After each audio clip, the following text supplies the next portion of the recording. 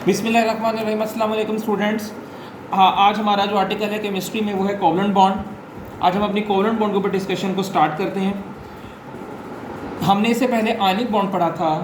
Ionic bond electron की ऐसी bonding होती है जिसमें इलेक्ट्रॉन एटम्स की ऐसी शेयरिंग, ऐसा बॉन्ड जिसमें एटम्स एक दूसरे के साथ इलेक्ट्रॉन को ट्रांसफ़र करते हैं, इलेक्ट्रॉन की मुंतकिली करते हैं। तो इस ट्रांसफॉर्मेशन ऑफ द इलेक्ट्रॉन से जो बॉन्ड बनते से क्या कहते थे, आयनिक बॉन्ड कहते थे, जिसे हमने प्रीवियस लेक्चर में डिस्कस किया था। आज हमारा जो नेक्स्ट लेक्चर है वो है कोवलेंट बॉन्ड। कोवलेंट बॉन्ड को समझने के लिए हम एक एग्जांपल को डिस्कस करते हैं। सपोज कि हमारे पास एक एटम ए है और एक एटम बी है। एटम ए के वैलेंस शेल में भी 7 इलेक्ट्रॉन्स हैं और एटम बी के वैलेंस शेल में भी 7 इलेक्ट्रॉन्स हैं। दोनों के वैलेंस शेल में 7 इलेक्ट्रॉन्स हैं। अब स्टूडेंट, इन दोनों में एक इलेक्ट्रॉन की डेफिशिएंसी है ऑक्टेट रूल के मुताबिक। आपने इससे पहले पढ़ा था ऑक्टेट रूल के हर एटम अपने वैलेंस शेल में 8 इलेक्ट्रॉन पूरे करना चाहते हैं। तो दोनों के वैलेंस शेल में एक इलेक्ट्रॉन की डेफिशिएंसी है। अब इस डेफिशिएंसी को फुलफिल करने के लिए हर एटम की ये ख्वाहिश है कि उसे एक इलेक्ट्रॉन मिल जाए, यानी दोनों में से कोई भी अपना इलेक्ट्रॉन ट्रांसफ़र करने को रेडी या तैयार नहीं है। तो इस चीज़ का सलूशन ये ऐसे निकालते हैं कि दोनों एटम्स एक दूसरे के साथ कुछ इस तरीके से पेयरिंग करते हैं, बजाय इसके कि एक दूसरे को अपने इलेक्ट्रॉन दे दें, एक दूसरे के साथ अपने इलेक्ट्रॉन का इश्तराक करते हैं, अपने इलेक्ट्रॉन को शेयर करते हैं। अब कितने इलेक्ट्रॉन शेयर करेंगे? जितने इलेक्ट्रॉन्स की डेफिशिएंसी है। जैसे इन दोनों में एक इलेक्ट्रॉन की डेफिशिएंसी है तो दोनों अपना एक इलेक्ट्रॉन क्या करेंगे? शेयर करेंगे, और बाकी 6 इलेक्ट्रॉन उनके वैलेंस शेल में उसी तरीके से मौजूद रहेंगे जैसे पहले थे। इस शेयरिंग का नतीजा देखिए स्टूडेंट्स क्या हुआ कि इस शेयरिंग के बाद हर एटम के वैलेंस शेल में 8 इलेक्ट्रॉन पूरे हो गए हैं due to this shared pair. इस इलेक्ट्रॉन के इश्तराकशुदा जोड़े को क्या कहते हैं? हम शेयर्ड पेयर का इसके लिए वर्ड यूज़ करते हैं। पेयर मीन जोड़ा। अब एटम कितने इलेक्ट्रॉन शेयर करेंगे? जितने उनके वैलेंस शेल में इलेक्ट्रॉन की कमी है, जितनी इलेक्ट्रॉन्स की उनके वैलेंस शेल में डेफिशिएंसी है। जैसे इन दोनों एटम्स के वैलेंस शेल में एक इलेक्ट्रॉन कम था तो इन्होंने एक इलेक्ट्रॉन शेयर किया। अगर 2 इलेक्ट्रॉन कम होते तो ये 2 इलेक्ट्रॉन शेयर करते, यानी उतने बॉन्ड्स बनाते ही। उसको हम आगे जाके भी डिस्कस करते हैं।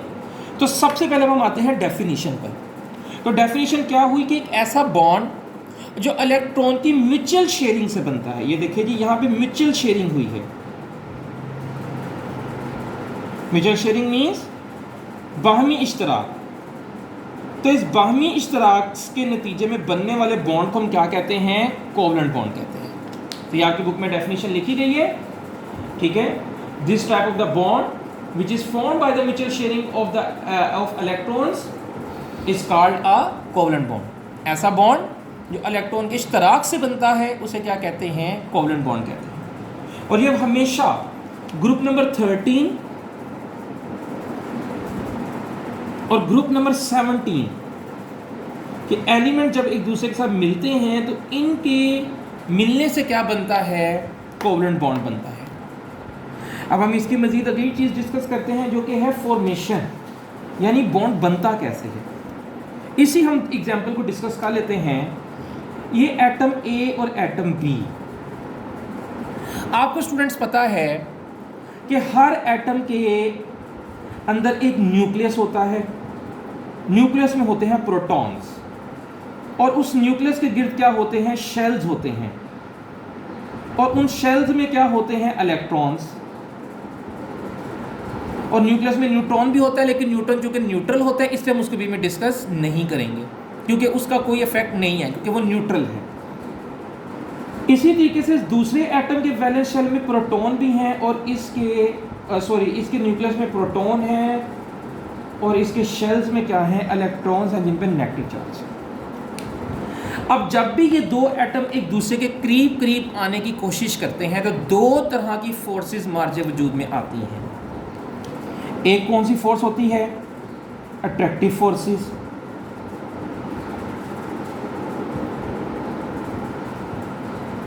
और दूसरी कौन सी फोर्सेस हैं? अट्रैक्टिव फोर्सेस मीन्स कशिश की ताकत। और दूसरी कौन सी फोर्स होती है जी? Repulsive forces. दफा की ताकत।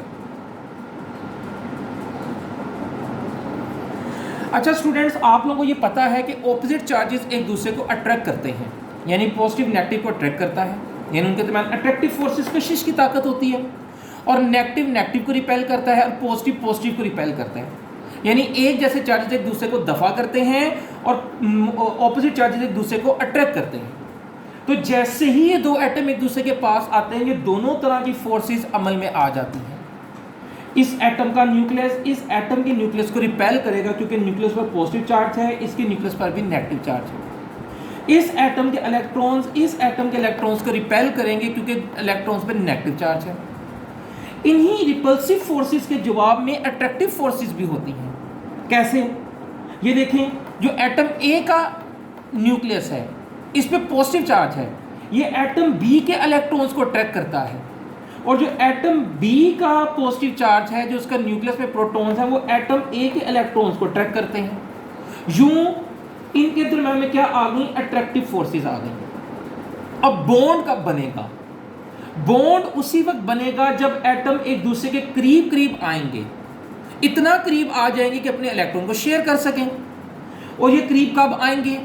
जब अट्रैक्टिव फोर्सेस ज़्यादा हों और रिपल्सिव फोर्सेस कम हों। ठीक है, यानी ऑपोजिट जो कशिश है, तो इस एटम के न्यूक्लियस की इसके इलेक्ट्रॉन के लिए और इस एटम के न्यूक्लियस की इसके इलेक्ट्रॉन्स के लिए, ये जो अट्रैक्टिव फोर्सेस है अगर रिपल्सिव फोर्सेस पर गालिब आ गई, उस पर डोमिनेंट हो गई, तो ये बॉन्ड बनेगा, वरना ये बॉन्ड नहीं बनेगा। इसको आपने लिखना है बनने के अमल में। आपकी बुक वालों ने इसको डिस्कस किया हुआ है, ठीक है, ये आप लोग यहाँ से इसको अपनी बुक से पढ़ेंगे, डेफिनेशन के बिल्कुल साथ इन्होंने डिस्कस किया। और इसी तरीके से आप लोग स्टूडेंट्स हेडिंग बनाकर लिखेंगे। इस क्वेश्चन की जो प्रेजेंटेशन है वो इसी तरीके से होगी कि आप लोगों ने इसी तरह से इसकी हेडिंग्स बनानी है, हेडिंग्स बना के आप लोग इसी तरीके से लिखना है। ठीक है जी, हमने यहाँ से अभी तक दो चीज़ें पढ़ ली, डेफिनेशन और फॉर्मेशन।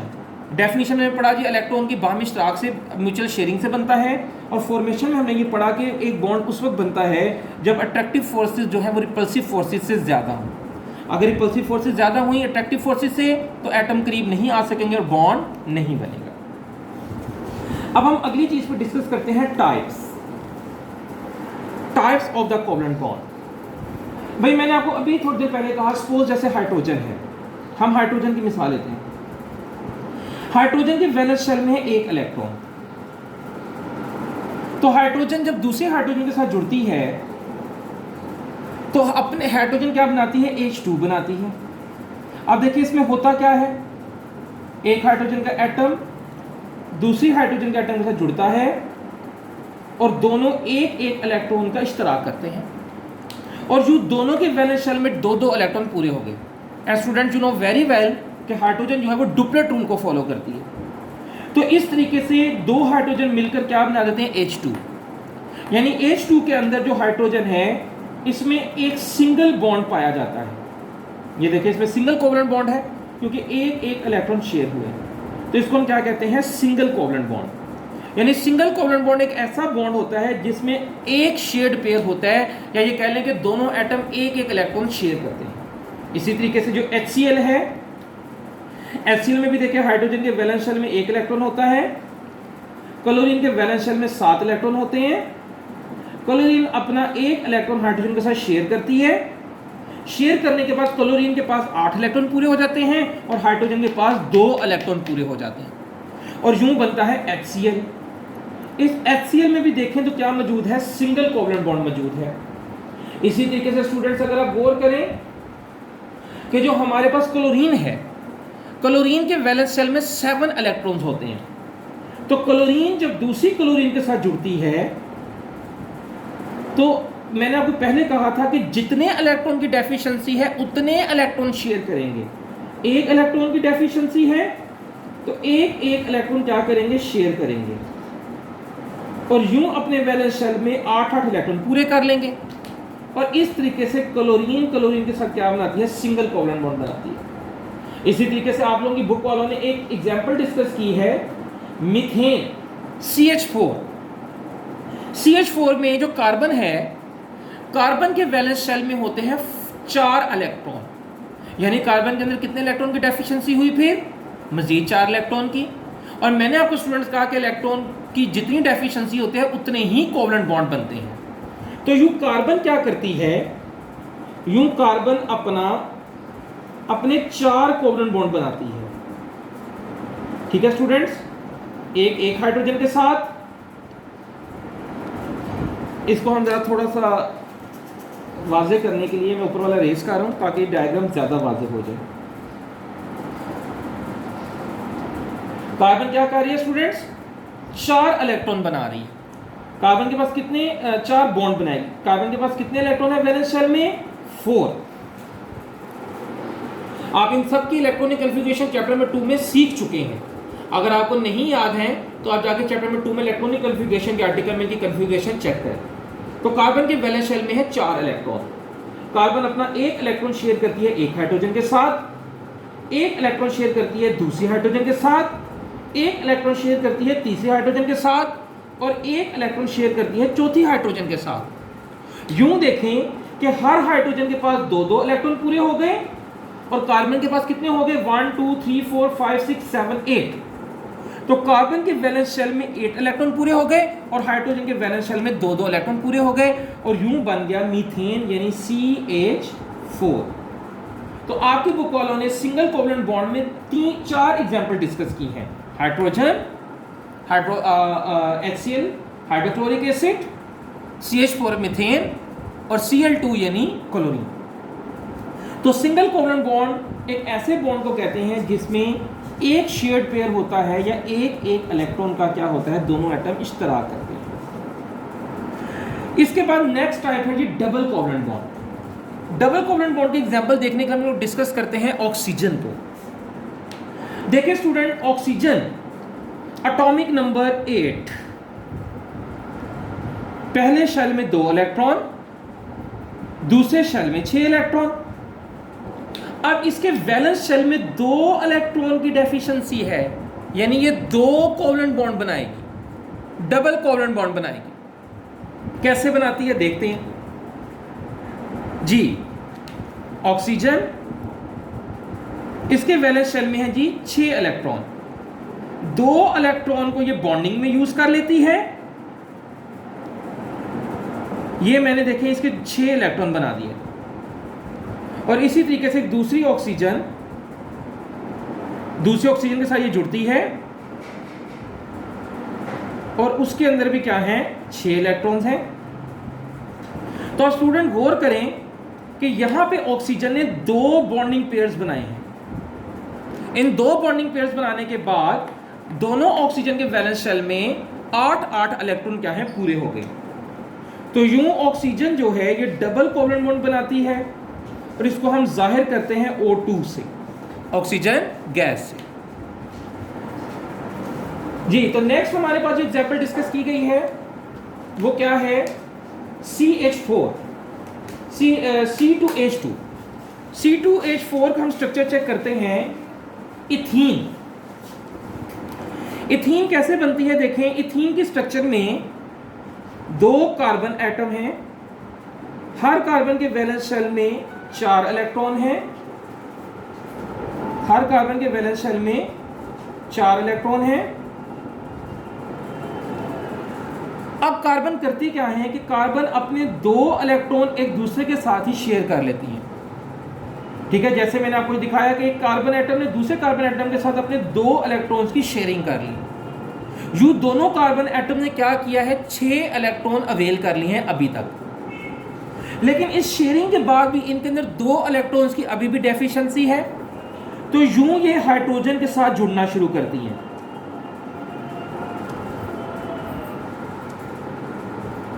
तो हाइड्रोजन को साथ जोड़ने के बाद स्टूडेंट्स ये स्ट्रक्चर कुछ इस तरीके से बन गया है। ये आप देखें,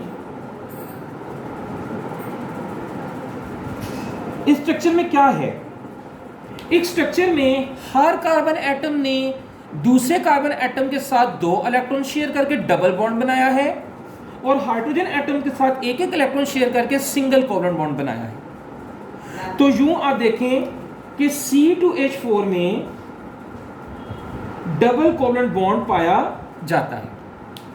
तो सिंगल कोवलेंट बॉन्ड में एक एक इलेक्ट्रॉन शेयर होता है, डबल कोवलेंट बॉन्ड में दो दो इलेक्ट्रॉन शेयर होते हैं। पॉज कर दिया। तो स्टूडेंट्स आप लोगों ने अभी डबल कोवलेंट बॉन्ड को समझा। अब हम लोग आगे स्टार्ट करते हैं triple covalent bond. Double covalent bond में दो एग्जांपल हमने डिस्कस की हैं, O2 और C2H4 यानी इथीन।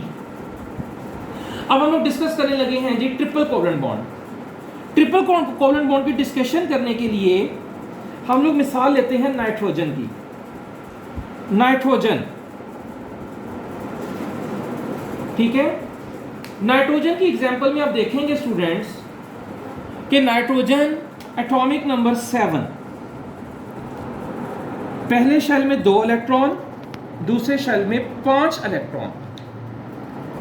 कितने पहले शेल में इलेक्ट्रॉन होने चाहिए? 8। तो कितने इलेक्ट्रॉन की डेफिशिएंसी है? 3 इलेक्ट्रॉन की। मैंने आपको पहले कहा कि जितने इलेक्ट्रॉन की डेफिशिएंसी होगी उतने कोवलेंट बॉन्ड बनेंगे। तो नाइट्रोजन कितने कोवलेंट बॉन्ड बनाएगी? 3 कोवलेंट बॉन्ड बनाएगी, यानी ट्रिपल कोवलेंट बॉन्ड बनाएगी। डिस्कस करते हैं। नाइट्रोजन अपने 3 को जो इलेक्ट्रॉन्स हैं वो दूसरी नाइट्रोजन के साथ शेयर करती है और 2 electrons as a lone pair मौजूद रहते हैं।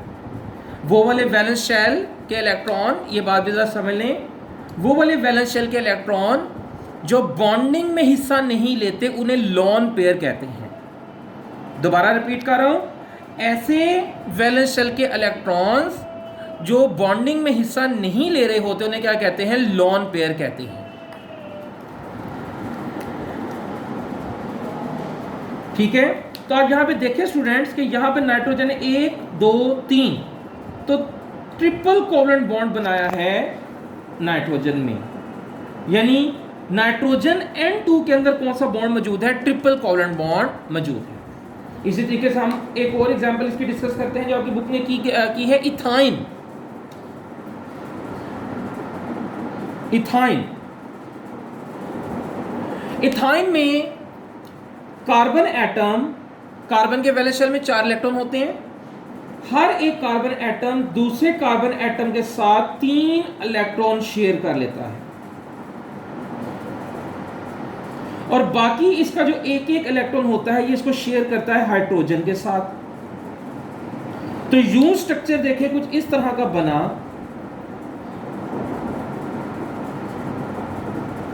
तो आप देखिए स्टूडेंट, यहां पर कार्बन ने दूसरी कार्बन के साथ ट्रिपल कोवलेंट बॉन्ड बनाया है। तो यूं इथाइन के अंदर यानी इथाइन C2H2 के अंदर क्या पाया जाता है? ट्रिपल कोवलेंट बॉन्ड पाया जाता है। इस सारी डिस्कशन के अंदर स्टूडेंट्स आपने देखा कि हर एटम ने ये कोशिश की कि वो अपने वैलेंस शेल में किसी भी तरीके से 8 इलेक्ट्रॉन पूरे करे और अपनी कन्फिग्रेशन को नियरेस्ट नोबल गैस जैसा कर ले। तो जितने जितने इलेक्ट्रॉन कम थे उतने उतने इलेक्ट्रॉन शेयर करके उन्होंने क्या किया? अपने इलेक्ट्रॉन को पूरा किया है। यूं एटम्स ने single covalent bond, double covalent bond और ट्रिपल कोवलेंट बॉन्ड मौजूद में आता है। स्टूडेंट मैं उम्मीद करता हूं कि आप लोगों को ये लेक्चर कवर हो गया होगा और आप लोग इसको अपनी बुक से बहुत अच्छे तरीके से तैयार करेंगे। ओके, अल्लाह हाफिज़।